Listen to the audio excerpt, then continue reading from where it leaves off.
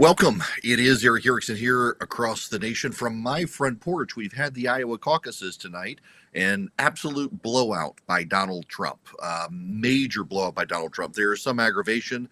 I think you can say from the different outlets that uh, they were upset because the caucuses hadn't started voting and they declared Donald Trump was the winner after the caucus doors had closed, but no votes had been cast anywhere in Iowa. The media declared that Donald Trump was going to win based on the entrance polling. So caucuses have entrance polling, they don't have exit polling. People go in, they are interviewed first.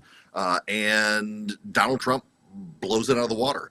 The DeSantis campaign does not have the operation that they claim to have in Iowa. I actually thought DeSantis, given the weather conditions and the strength of his operation, would be able to turn this out and win the caucus, but the operation has completely collapsed in the face of overwhelming support for Donald Trump. And Nikki Haley is getting very close to DeSantis. Now, the results are somewhat tentative, but most of the media outlets are projecting that DeSantis and Haley come in within about a point of each other, while Donald Trump blows out of the water with more than 50% of the support. Now, this is key. He lost Iowa in 2016. He's improved his position in every county that's come in, including the Des Moines suburbs that had been most hostile to Donald Trump.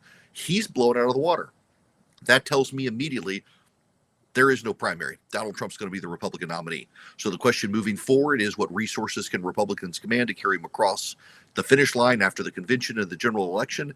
Because of his legal bills, a lot of his money's going to his lawyers, so the RNC and others are going to have to step up to foot the bill. So you're going to have to be saber rattling with the donors to get him across the finish line. But I don't see Donald Trump not being the Republican nominee with such a strong showing in a place like Iowa that tends to go for the evangelical favorite. That's DeSantis this time.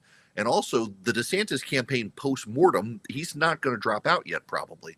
But I don't see a path forward for DeSantis, having gone all in Iowa, built up this commanding operation with never back down. And at the end, they back down. Donald Trump wins. It's going to be interesting to see how this plays out across the nation. But I don't see a path to stopping Donald Trump, given his position in Iowa. Haley will move into New Hampshire and try to stop him there. Maybe she can consolidate some support with Chris Christie, but then she's got to go to South Carolina, the former governor, and she's going to get blown out of the water by Trump unless something changes in the next few weeks. Now, what the campaigns behind the scenes are saying somewhat privately is, well, he could be found guilty, something could happen, we're not going to drop out, we'll go to the convention. With the numbers Donald Trump's pulling out of Iowa, there's no point.